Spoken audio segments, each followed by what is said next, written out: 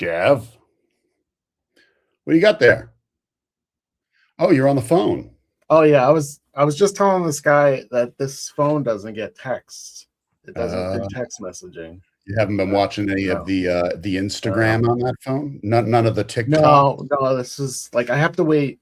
It's funny. There's like a waiting. You have to wait like 40 years to get a text on this phone. So it's kind of like I don't know, the spaceship Voyager, Yeah, right?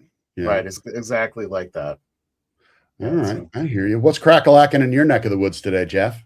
I don't know. It's just it's like everyone's talking about school returning to Hmm. school and all that stuff, and Hmm. it's that time of year. But this is when the time of year I love because it's the first inkling of fall, which is my Hmm. favorite season. Yes, same here. Same here. Yeah. Yeah, I agree. I don't know who's out there, if anybody's pinned in yet, but if you're digging the fall, then cool. This is the time for it, for sure. Mm. What's your favorite thing about the fall, Jeff? What is it? Is it the Oh, pumpkin spice lattes, or it's is it got it's got to be apple picking apple here in picking? New England. It has to be. It's like one of my favorite things. Those apples, they Yeah, are just amazing. Yeah. yeah. Also, like, hey, Mason McIntyre. I try to follow the similar path. When I apple pick, I also apple eat. Um, Yes. and recently I've been doing that at the supermarket because there's nothing worse than buying a bag of apples and getting home and they're just mealy Oh, bullshit. oh, Uh, that's the worst. Yeah. yeah, it's the worst. I think it was Adam that was like, "You should taste one. You're going to buy them, so just taste one." And I was like, "You're Yeah. 100% right. And if the thing sucks, I'm not buying it. I'm sorry." Um, can you do that Yeah. with steak or lamb? Would they allow No, it? I don't think they Oh, allow that. probably, probably a health risk, anyways. Yeah, something. I bet there's a health risk with the apple if you didn't peel it. Oh, I don't know. You know, I like to Um, believe I have an yes, impenetrable immune system, which I don't. Um, yes. uh, I mean, multiple. we grew up with asbestos covering our water pipes in the basement. Oh, we used to eat asbestos for breakfast. Right. Just a bowl of pink, fluffy stuff that I we know. just eat with our whole fat, unpasteurized milk. The And here cow we would are. come in and just into the bowl, and off we Yeah, go. right. Yeah, it's true. It's true. Yes. Yeah, I've got two kids now going to school. They will be going. One is at the middle school, the middle high school, Mhm. and the other one will be in the high school. Now they go at the same time, which is a blessing because before it was two different times, two different Mm. trips. The whole nine. Um, and that's it. So looks like we got a few of our good friends here. Yes. Stephen and Rod. Hello, hello. Yeah, And of course, Mason's in the house. of And course. we got a great show today. This is Where the Dogs of Society Howl, in case you didn't know. And of course, we're here every Thursday from about 1:30 p.m. till 2:30, and that is Mm. in Eastern Standard Time. And if you are just tuning in, you haven't caught it before, and you want to catch some of the old episodes, you can go on over to Apple Podcasts, Mhm. Spotify, and the Brandartica YouTube channel, and pick up any of the shows that we've put down in the past and take a look, listen to them, or watch them, or just listen. Um, and if you do go to the Brandartica YouTube channel, you're going to also discover a plethora of ridiculous and useless content that I think we've been creating for many, many moons. Some of the good work, some of the bad work, Oh yeah. the strange work. Everything All included. there. It's all there. Yeah. It's always funny how I'll put it on the TV once in a while and flip Mm. over to one of our shows, and my kids are like, "Wait a minute, you're on TV!" What happened? Is Yeah, that they're your like, voice? "So why can't I have the new iPhone? You're on TV." I'm like, "It's not that it's Right? TV." What's wrong with this situation? Of course. Yes. So, our guest today, we're going to bring him on in here. His name is Mr. Derek Love. He's Mr. and Mrs. Love's kid. He spent years on his knees, hold it, wait for it, setting tile, and he's top notch. Of according to him anyways, and he'll remind us of that several times, I'm sure, before the day is done. But before he was doing that before he landed as the sales manager at Wigglitz. It's a Utah startup turning 3D printed sensory fidget toys into 250 character collection empire. I mean, it was the 2026, that's right, 2026 Toy of the Year. Not can claim, I mean, Toy of the Year. We'll have to talk about who was the Toy of the Year last year, see what happened, where they're at now. This one's going to be great. We're going to be talking about some of the things from his world experience of construction, what he learned from that, what he brings to sales, that an MBA would probably never, ever know. And I love that because that's my favorite kind of learning is from life experience. Jeff, agree? Disagree? 100%. 100%. 100%. Checks in the mail, Jeff.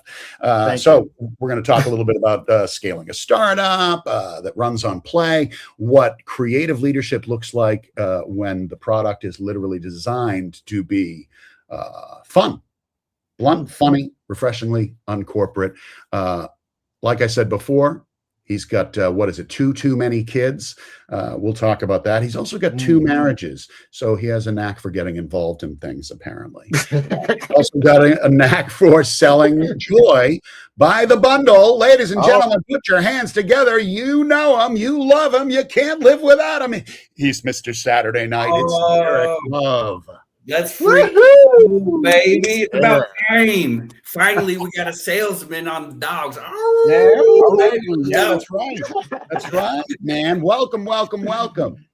Yeah, thank you. Yes, yeah, thank you. Dude, crazy stuff, man. So what's going on in your world today? You got up, you have some coffee, you have an what did you do? Where are you at? How did you come in here? You know, it was one of those days. I always get my kids on Wednesday nights, and so they came over last night, spent the night, and of course, like you said, school's starting, so had to wake up earlier than normal and get everybody ready and off to school. Yes, there was coffee involved. I drank some coffee this morning on my way in. Then I get here at 9, sales meeting with the boys, get everybody prepared to go hit the phones, make some sales, be pushing toys by the pound. It's good stuff. Yeah. I love it. Yeah. I love it. I've actually recently been talking to a lot of different salespeople at different levels. And, I think often some of the struggles are the same regardless of the industry or category that you're in. And, it's a tough job. And I know that from experience, not as a salesman, but as avoiding being a salesman. But I think all of us have a certain amount of sales, especially when you're running a business or you're in business, you're trying to sell product, you're in sales at the end of the day. So give it to me straight, man. What does Wigglitz actually make, and how do you explain it to someone who's never held a fidget toy in their life?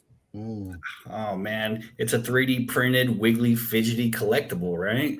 Fits in your hand. You can hold about 8 of them in your hand. They have articulated joints. The great thing about Wigglitz is we have over 300 designs. So there's something for everybody, like we got dinosaurs, we got different foods with eyeballs and mouths. They're a lot of fun, dude. Like everybody loves them. There's something for everybody. For sure. My daughter is obsessed with those toys.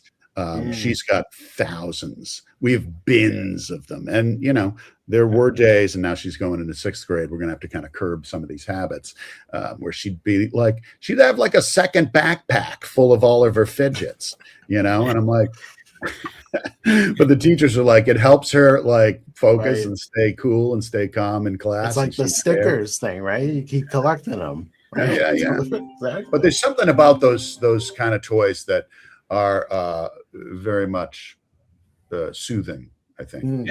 Would you agree? Oh, absolutely. One of my favorite things about it is I'm like trying to start a revolution against screens, right? Right. And so I want to get them in everybody's hands as possible. And I think that's something that like Wigglitz and other fidget toys and squishies is really starting to do, is kind of give something to play with to pull away from screens a little bit. Yeah. No, that's great. That's great. So you spent, all these years setting tile. And top notch, I hear too. Pretty darn good. I would never say it. Other people say it about me. What does laying tile, teach you in terms of, selling that no sales training could ever, give you? One of the things that I got to bring to this industry that maybe I don't always see was just a really hard work ethic.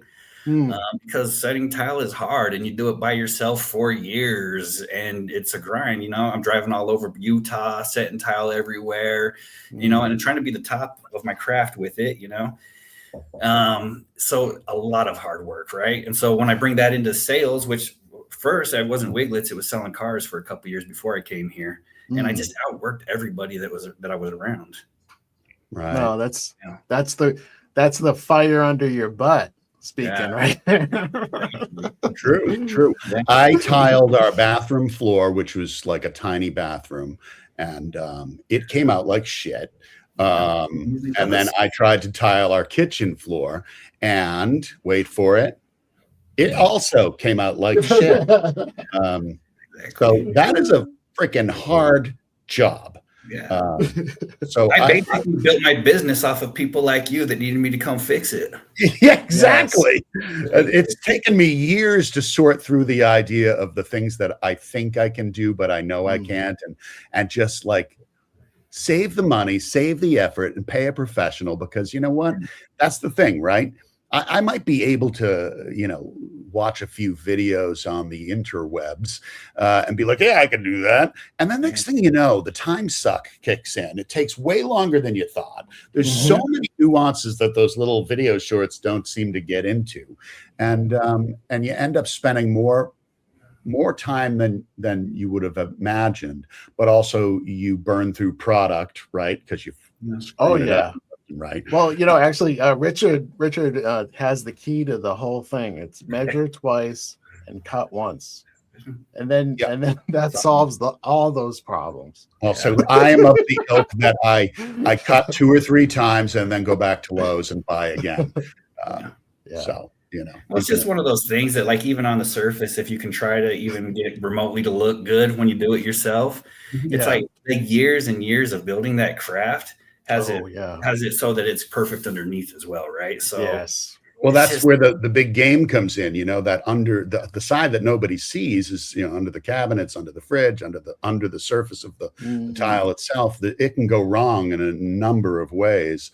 And, unless you really understand all those ins and outs, forget it. And I get that. And I think that, it must also bring for you to sort of the elements of really being clean and clear and specific in your actions and movements and activities, right? Because I think when you do that kind of work, you've got to be on point and accurate. There's no room for like, fix it later.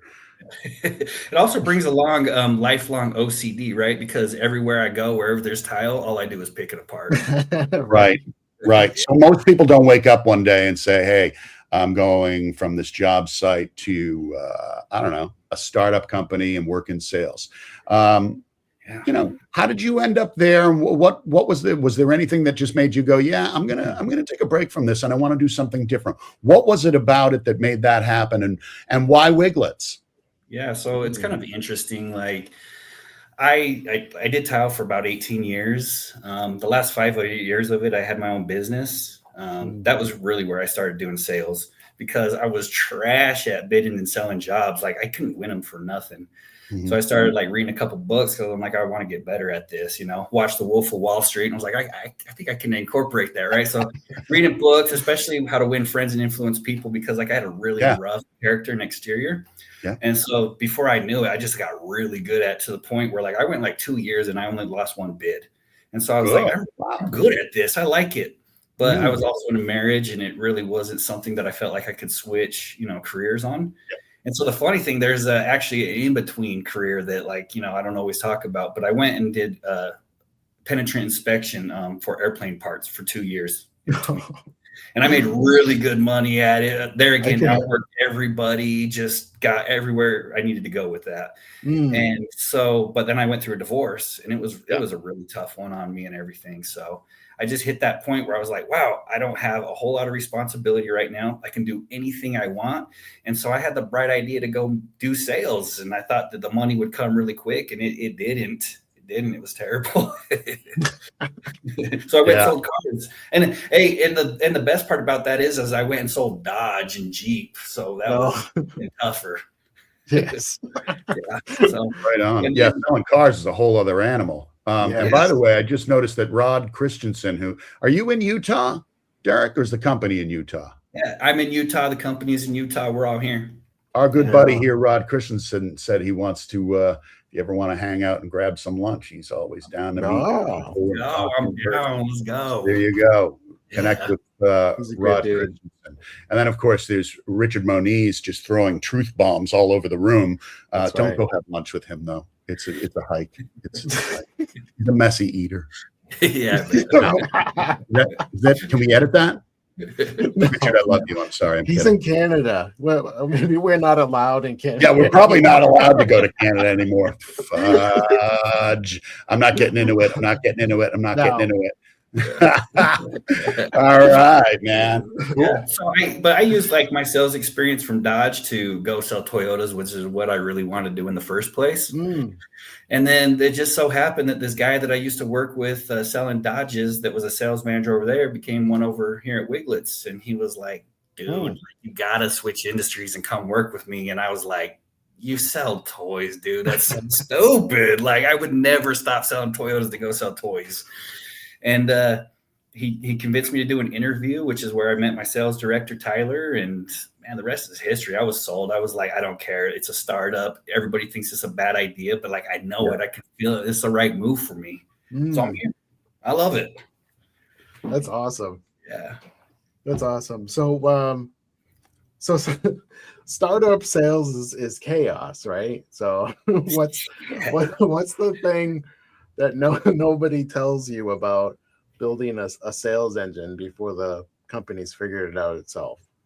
Well, I was kind of blessed because the time I came in, it wasn't truly exactly a startup.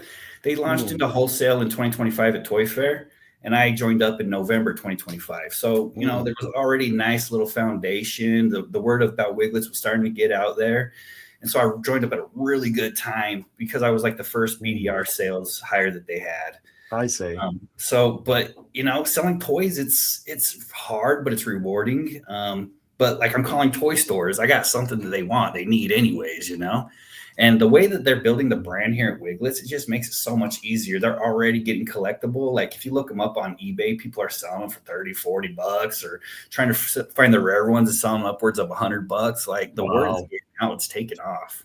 Oh, that's great.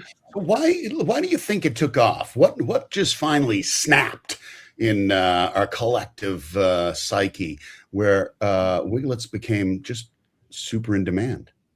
Yeah, I really think it's the work that was put in even before we launched into wholesale, right? Like, so for years, our CEO, Zach, and his wife, they were slowly building this up, and they never knew it was something that was going to take off either.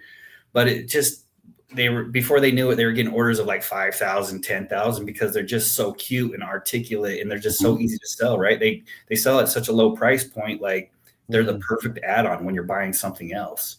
Right on.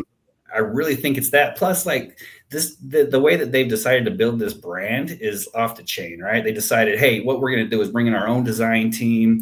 We're going to start trademarking them with the W. Everybody else who touches this is knocking us off. And like, that's the attitude we've gone with. And I think that it's really paid off. And so we never stopped developing. We never stopped designing. We never stopped pushing the limits. And like, from the things that I know about what we're going to be doing in 2027, like it's just the beginning. Yeah.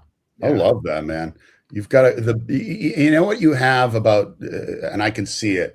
You have such a good attitude about this. And that, I think part of that is really what makes sales people successful. That and how much of the, do you find that there's any sort of, and I know I've read some of the same books you have.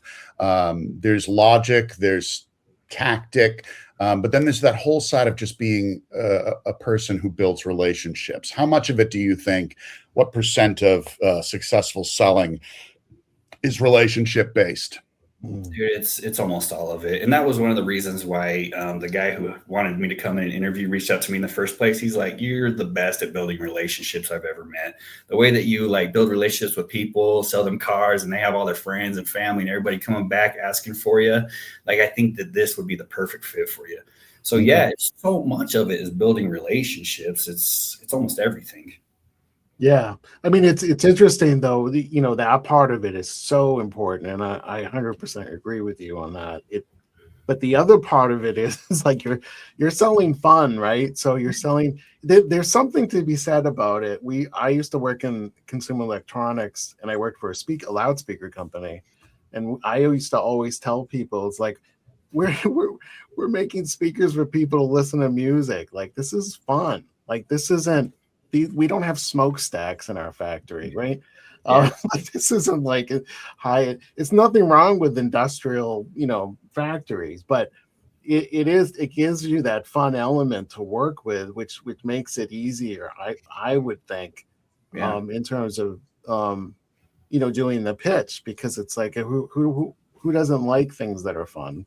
Yeah, absolutely. I find it good for like me just to be adaptable. Because for some people that I'm selling to, especially like little mom and pop shops, that it's their only store. It's like they put their life and their blood into it. They are looking for fun. They're also looking for other things too. And then once you start getting up into like these hallmarks with 100 stores or Ace Hardwares or some of the bigger chains that we're in, get really down to ROI and margins and that kind of stuff too. So you just have to be adaptable. Sometimes it's fun. Sometimes it's a mixture of other things. Sometimes it's emotional. Other times it's logic. It's like just to be adaptable and bring whatever you need to into the situation is really key. Right on. When we get into the leadership part of things, creative leadership is kind of tossed around like confetti. What does creative leadership mean to you? What does it look like to you? I like to bring a lot of fun to the team. We have a 30-minute meeting in the mornings just to get everybody going, and then a 30-minute meeting to end the day. And sometimes I can tell that we're getting our teeth kicked in, and so I'll just go like for a comedy stand-up for 30 minutes at the end of the day, just to end it on a high note, right? Yeah. So, I don't even know what creative leadership really means, but for me, it's just to always be driving sales and trying to make sure that everybody's having fun doing it. Okay. So as you're fun, you like to laugh, you're funny. Let me ask you a combo. Oh my God, I'm part of this combo. By the way, can you guys hear the dinging? Oh, a couple times. Yeah. I'm like I'm on some kind of chain text with my wife and somebody else. And it's like one word answers back and forth and back and forth. And I'm like, it's a play date. Just go. Stop with the phone. Anyway, I was going to say, if you had to choose between becoming let's say a mango salesman in Finland or a lipstick salesman in Indonesia, which might you choose and why? I mean, I got to be honest with you. Selling lipstick in Indonesia kind of like fits up my alley a little bit. I don't know what alley you're in, but I like it. Whatever one sells lipstick in Indonesia, bro. Yeah, I don't know. I mean, they both sound like plausible jobs. There's a lipstick from my copious amounts of research. There's definitely a lipstick shortage and need in Indonesia, and but likely also that mangoes are not readily available to the children of Finnish children across that country, and there's a need for that too. So I bet both of those would be fair game, don't you think? Yeah, isn't that the big takeaway though? Is that mangoes really should be for everyone. They should be. Yeah, that is. I like the tagline, Jeff. It might need a little work. Seems a little soft when we say mangoes should be for everyone. Right. It sounds like a question. We're not 100%. I know. Mango for everyone. Mango, but then doesn't that mean your mangoes for no one? Right.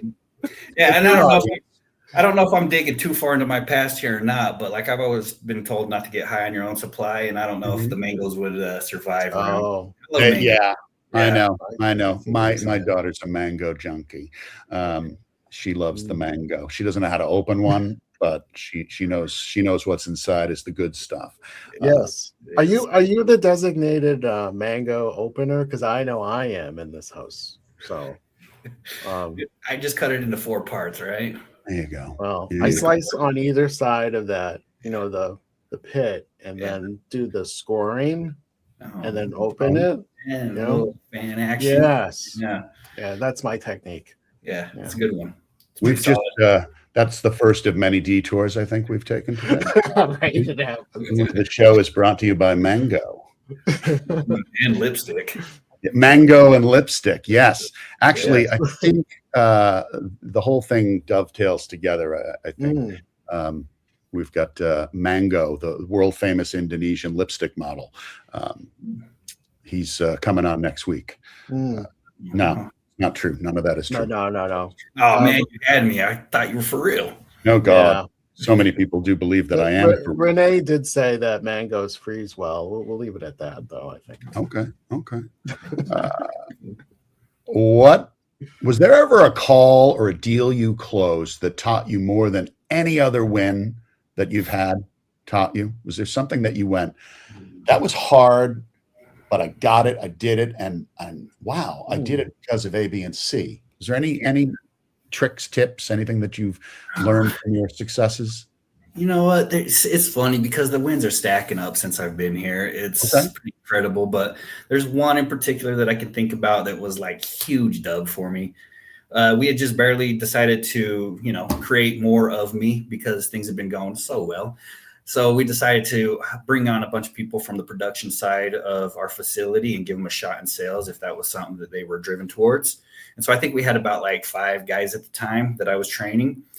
And there was this account that had been kind of following us from show to show to show, like trying to get a deal done with us. And it just never was really happening. So my sales director just kind of threw it on my plate. He was like, hey, man, here's the situation with this guy. If you get something done with him, that would be great. And the guy was tough. He wanted better pricing than everybody. He wanted better terms than everybody. And I just used that to keep negotiating to get him to buy more and add more stores. And I think he threw it in 30 stores at the time and bought more product per store than most people do. And it just turned into a big sale. And I did it right in front of everybody. And it was a huge learning experience for us all. It was awesome. I love it. That's awesome, dude. That's awesome. Cool.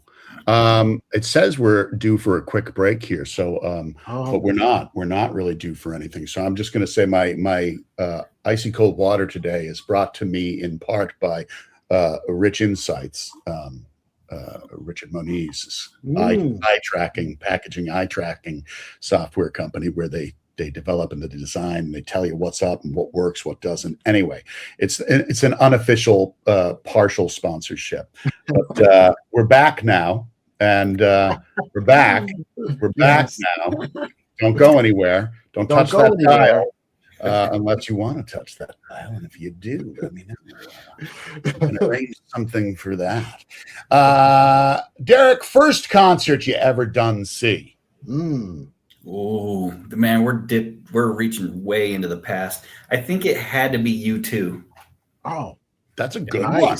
Yeah, our friend Robert Kogan would just about lose his mind over that statement. He loves U2. Big U2 guy. Yes. It was an awesome concert. I think it was during the Zarupa tour, so it was amazing. Yeah. Well, what was the best concert you've been to? Tool. Oh yeah. When I saw them, they just brought the house down, dude. It was amazing. Yeah. Or the Red Hot Chili Peppers. The Red Hot Chili Peppers are freaking amazing in concert too. Yeah. Yeah. As long as they don't play Californication or any of the other songs that are on the radio far too frequently. Californication was so overplayed. Oh my God. I will tell you the truth. It ruined the Chili Peppers for me. Honest to God, I hate ruined. It's their fault. I cannot listen to that band anymore. The minute it hits the radio, I'm like, nope. I can't stand them. I used to love them. Mother's Milk album, all the ones before that, fantastic. I saw them once in New York at the old Ritz, I think it was. It might have been the new Ritz. I wouldn't know the difference. But they came out and did their encores buck naked with just socks yeah, and not on their feet, if you know No. what I'm yes, one sock actually. Yeah, They one each sock. had one sock. They were incredible. Wow. Okay. Yeah. Rapid fire. Here we go. What's All next? right. So the one Wigglitz character you'd bet the company on. I know that it's possible. There's people here watching me, so I don't know if this is going to be a popular answer or not. But it's going to be Tyler the Pterodactyl. Oh, all right. I'm gonna have to look that up. All right. Well, so here's an opposing question. What one of the Wigglitz characters would you suspect or make the number one suspect in Clue? Who killed Colonel Mustard in the study? Which character would have been responsible for that, do you suppose? Yeah, that would probably be Garrett the Carrot. Obviously. So obvious, dude. Obviously. Yeah. Okay. Yeah. And then all right, so coffee, energy drink, or just pure adrenaline before the call. I guess it just depends on what phase of my life I'm in, but I drink way too many energy drinks, bro. Yeah. Shit'll kill you. That's your go-to. Yeah. It tastes like straight poison every time I drink it now. It is. Goodness, it's terrible. You know what you ought to try? I would maybe zebra stripe between Space Time, which is a functional drink. Our good friend Vi created Space Time, and or in fact, you could just really hydrate the crap out of yourself, which is the tagline they didn't use for our friend Jay Williams water there. Freebird. That's right. So I do like the idea of this space-time drink. I mean, because I'm from outer space, so I think it fits. Yeah. Give it a shot. You know what though? Like in talking about that, the energy drinks, in terms of the taste, right? Like, so a lot of them are like, it's like drinking, rocket fuel sometimes. Yeah. But I think it's because like the standards that Red Bull had set at some point in time, way back when, I think it's almost as though if it doesn't taste slightly off from a regular drink, people don't believe it's going to work. Yeah. I think it's a psychological thing. I don't know. Maybe I'm wrong. Yeah, I don't know. I think you're onto something, dude. Like, I can't even stand Ghost energy drinks anymore, but I just keep drinking them because I think it's gonna give me a kick, dude. Because it tastes terrible. I can't drink those things. I can't. There's something. I mean, like I've tried. Well, like honestly, even Vi's product is amazing. Really, that I can drink. Jay's the Freebird water I can drink all day. But like those other energy drinks, what are they? Celsiors or Celsiums? Yeah, they're all like abracadabras or Monster. With the weird Kabbalah-ish Satan symbol. I don't know what's going on there. I don't know, but I don't want it. So you said you had 2 kids too many, man. You can't remember all their names all the time. So be honest, fatherhood, has it taught you something? It's obviously it has to have taught you some level of patience, right? Do you think that plays into your ability to stay patient and rock forward when the sales track gets tough? Yeah, absolutely. I think that one of the biggest takeaways from parenting is just learning how to love, right? And so the more I can inject that into my sales team, the more I can learn to love and be empathetic and patient with my customers or anybody I'm dealing with. It goes all the way. I believe in it full 100%. Okay. Derek, the upper management would like to talk to you about trying to bring love to the sales team, please. Could you come into the HR's office? Actually, because your last name's Love, it all makes sense now. It right? does. I'm bringing love, baby. Yes. And luckily for me, we don't have an HR department right now. See, there you go. I'm the HR department for Antarctica. So yeah, there's a flow going here. I can already tell, like with the love, and then he went from a Toyota salesman to toys. Things like that those are the signals that we're getting, right? Yeah. And try to tell me God doesn't have a blueprint or a plan for my life. Come on. She does. Yeah. She does. Yeah. Yeah. All right. So going from the construction site, leaving, let's say for the last time that you did your tile work, right? Was it fear or freedom when at that very moment that you realized this was the last time I'm going to do this? It was freedom. It was freedom for sure. All the good that it did bring in my life, it also brought some of the most tragic pieces of my life that I ever experienced as well. And so being able to leave that behind and knowing like, hey, you know what? It doesn't matter. I can be good at anything. It was freedom. Right on. And it's a big deal to switch lanes like you have. Do you think your kids, at least maybe the older one, the 18-year-old, is there anything that do you think that they have noticed or perhaps hope that they had picked anything up from you as you made this kind of a adaptation in your life? Yeah, my oldest son just thinks I'm crazy, It's funny because he full blown wants to work at the place that I did the airplane engine parts. So because he heard about the monies. Exactly. And you know what? And I made a ton of money there. And so he is all in. He's going to be a CNC machinist. He's in interviews trying to get on over there. And, he wants to be like me, but he doesn't too much want to be like me. So I think he wants to just be more like solid and settled and find what he wants to do and just do that in his life. That sounds good. Yeah, great. Right. Fair enough. Right.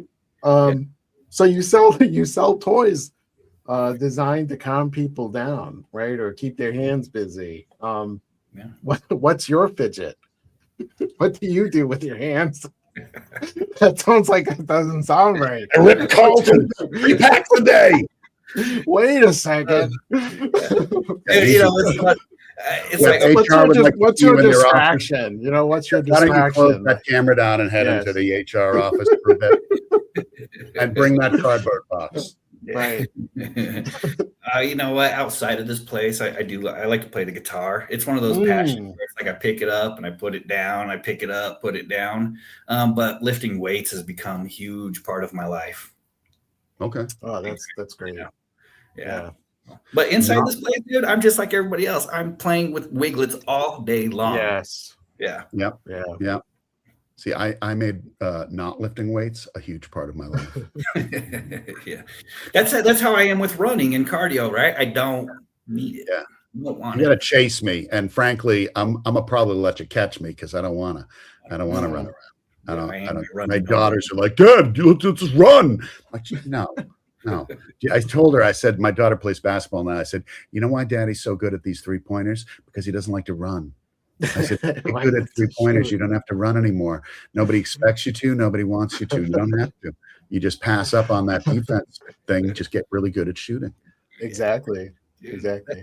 That's exactly how my games evolved too, playing basketball. Like I didn't do it for so long. Like I thought when I was a teen that like I was NBA bound. And then, I didn't play forever. Now my son gets me to go play every Monday night. And I'm the same way, dude. Like I'm big. I can push around in the paint. I'm basically Rodman down there, dude. But I don't want to. I just want to shoot 3-pointers. Right. What do you think would happen if, let's say, 12-year-old Derek Rodman went and met the older Derek Rodman? What do you think he would have said? Oh, he'd be like, dude, you're not a professional skateboarder. What the hell happened to you? Yeah, what the hell's wrong with you, dude? I don't want to be you when you grow up. What if tile setting Derek from 10 years ago walked into a Wigglitz sales meeting and met you today? What would 10 years ago tile setting Derek say? Oh man, that's a tough one. The weird thing is like, you may not know it now, but I used to be so introverted and to myself and grumpy as shit all the time, So like, I'd probably look at me now and just really be like, what happened to you still? Like, you're kind of a beezy. Yeah. What were you so grumpy about? Yeah.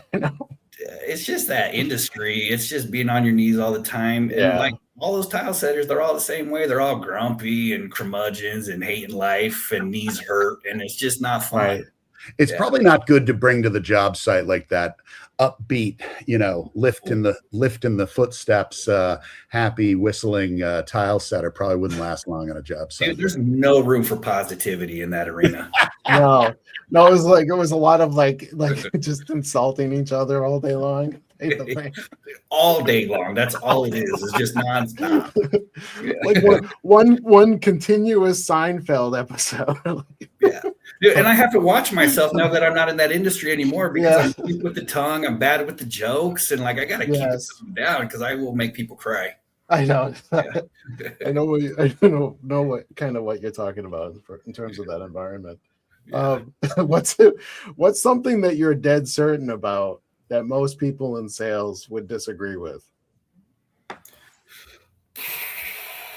You got to be empathetic with your customers, man. Who cares what you want? Who cares about how big of a sale you want? Like what you want really doesn't matter. You gotta find out what they want. You got to get on that playing field and sell to them how they want. Awesome. That makes sense, man. That makes sense. Yeah. Yeah. I like to love my people that I'm talking to, man. Like that's the ground I want to get on. Yeah.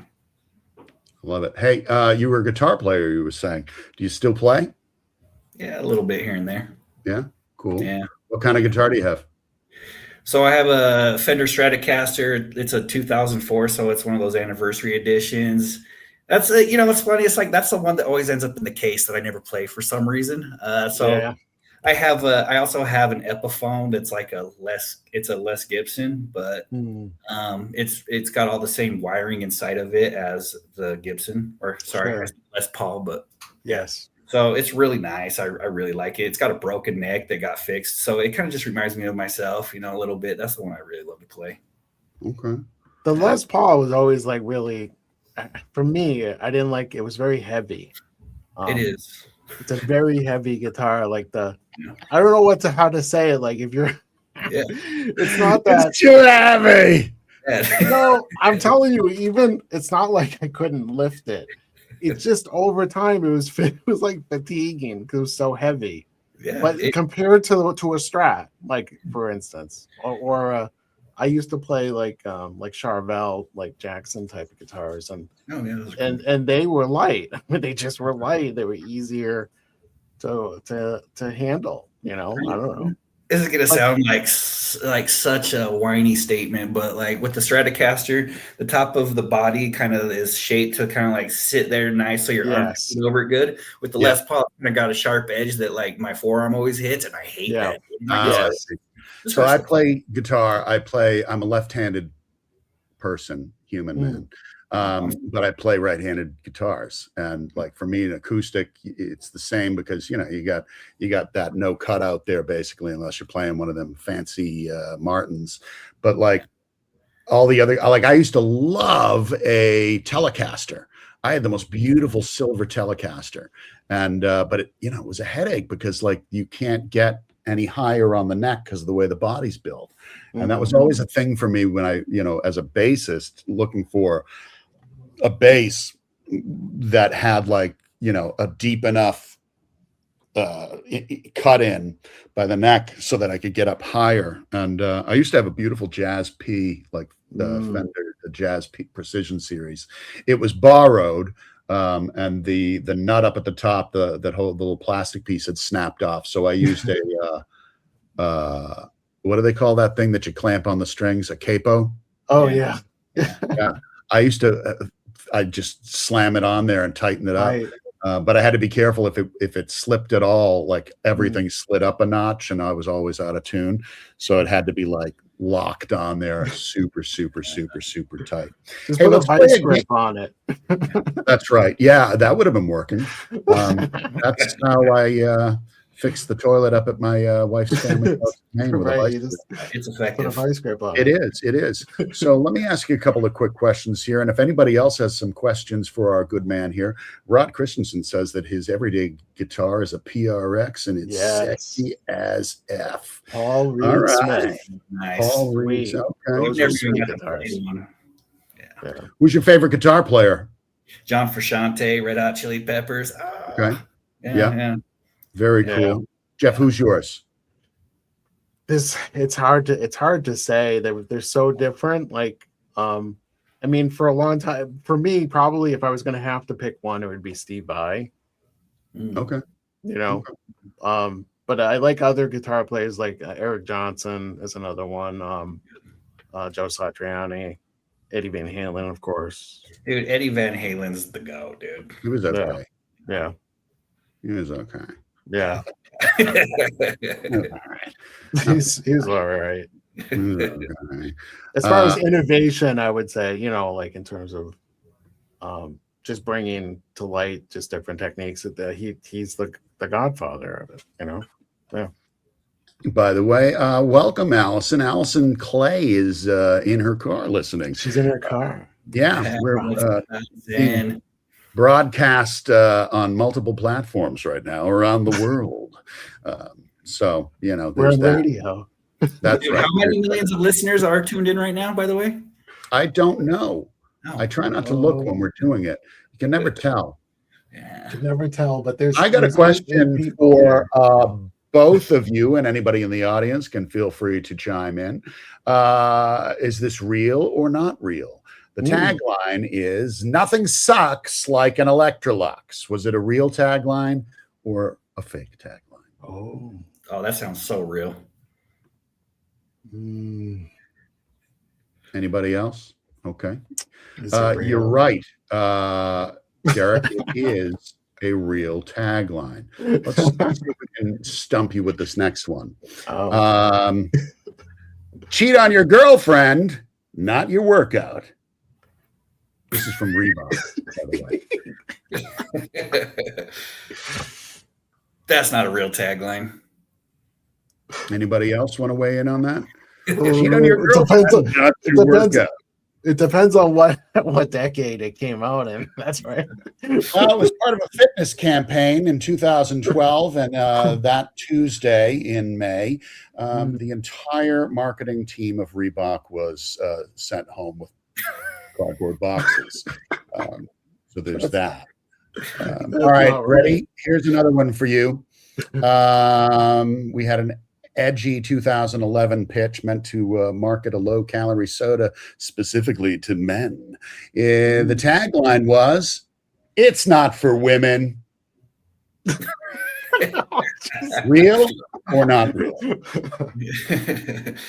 I mean, just based on the last two being real, I gotta say it's not real. It sounds kind of stupid. Okay. It's real, and that was Dr. Pepper 10, which is now I think this is going well, and I want to see if we can get any further here with this. Tell me it's fake. Renee says. Oh, this is crazy.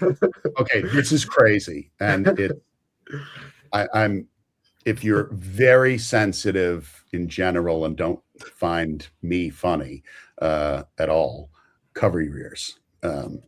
Lose weight deliciously with the aid of AIDS. Oh my God. Yeah, that's got to be real.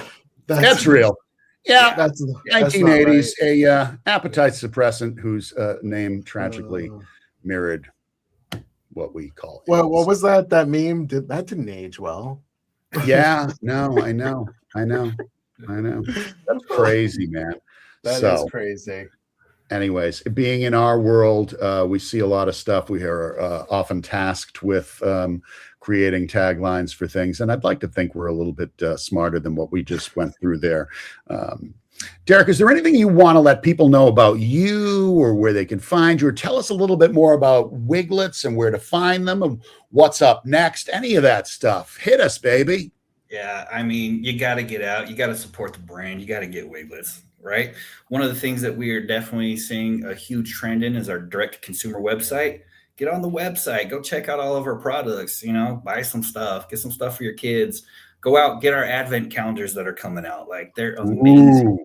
Yeah, they have 24 designs inside of it that will only be available for those advent calendars. So get them for your kids. Like, they're gonna love it. Yeah, that's bananas, man. I love that. I'll put the link in here. Yeah. But one of the things too that we didn't really touch on is like, so how these things are made, because you're like in a real factory, right? So it's like Willy Wonka going on there. Yeah, and I definitely got the golden ticket, man. Like, I feel like sometimes, right? But, so we're actually separated into two different buildings. We have our headquarters. That's where I work. It's right here in Ogden, Utah. It's actually it's in something called the business development. I can't even remember what the O stands for. That's so funny. But then in the same area, we also have what we call the shed. It's this huge warehouse that we bought where we have, I think right now we have 4,500 printers over there. Our whole fulfillment team operates out of there. Like, the place is hot as hell. They're trying to get air conditioning going on for it because it's just crazy how much we're growing. And like, we do expect that here in the next year, we'll probably have the most 3D printers of any factory in the world. Wow. Wow. How many what do you top out at as far as output in a day? Oh man, that's so above my pay grade. I think that if we had all of our printers running, I've heard numbers that like we could produce 100,000 a day, but that could be a week. Wow, that's crazy. Now, could Peter and I have like our likeness made into a Wiglet? Yeah, absolutely, man. Like, I could get Wigglitz of you guys made. I mean, just for like a small fee, I promise I can do it. And you might have to buy 5,000 of them. Oh, yeah, that's what I'm thinking. That's what I want. That's what I want. I want 5,000 Wigglets of me, and then I'm going to, under a full moon, do some kind of dark magic on them and bring them to life, animate them almost as if they were like tiny little plastic golems of myself, and then set them loose on the world to do my bidding. That's weird. Which is basically just, going out buying the freshest seafood in town. Is what I'd probably have them do. That's your bidding. That would be my bidding. Yes. There's not any real proof that they don't come to life at night and start terrorizing people's stores. I'm pretty sure. I think we're talking about some kind of a next era Chucky kind of thing. But I also can see a world where a product like this and a brand like this, from my background, I'm always looking at things like this and go, it's got legs, it's a series, it's a short, it's a movie, it's a this. There's so many things with a product like this that, you can really grow into. And I think that's really exciting for you guys. So, for the owners and the founders and you who, God love you for jumping on board a startup and saying, hey, let me throw my lot in with these characters and see what we can do. I applaud that. That's a huge, huge move, and it's courageous, and that's what it takes to get great things done. Don't you agree? Absolutely. And like we have our sights set on the moon, right? We're trying to take over the whole toy manufacturing business. The crazy thing is that normal places, they got to come out with molds and designs, and sometimes it can take 1.5 years for products to hit the shelves. We can do it in 2 weeks from concept to shelf. Yep. Wow. Crazy. I love it. I mean, look at Legos. I mean, the Lego movies reinvigorated that company to the point now where, like, I feel like Lego movies are probably more popular than Legos themselves. Oh, I know, dare I say. But what I love about that is they did something so different with that, and they didn't just like do stories about building things. Those movies are hilarious, and they are edgy. And they're dark. And of course, now I think Iran is using Lego movies as propaganda to tease our country, which is, I hate to say it, but quite fascinating and funny. But anyway, I think the sky's the limit for you, man. I'm so glad we got a chance to have you on here today. Me too, man. I'm so glad to be here. This is awesome. I love it. So for anybody that's doesn't know Derek Love yet, do yourself a favor. Go connect with him here on LinkedIn. Drop him a note. And any other sales folks I know of, and I had a couple of conversations with a few yesterday. My good friend Andrew and I had a long talk about life, sales, everything. You guys have a lot to learn and to share with each other. So hopefully we can keep those connections flowing. Yeah. Hit me up. Let's go. All right, brother. All right, ladies and gentlemen. Jeff, who do we have next week? Is it Bob Fosse? Maybe. No, he's dead. No. It's TBD. TBD? Yes. I will leave you with this. My band from high school. We were playing concerts here and there, and we were in Boston. And I remember our keyboard player, who was like, I don't know, I think he was Korean and he was adopted, but he used to tell everybody he was Hawaiian for some reason. But I remember looking at the music fanzine in Boston that had all the club listings, and he pulled us all aside and he was like, and I'm going to do my imitation of him. He really does talk like this.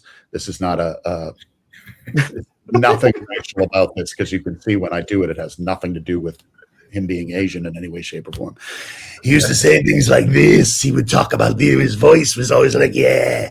And he would say, you got to see this. Who's TBD? They're playing everywhere. And I was like, dude, it's fucking to be determined.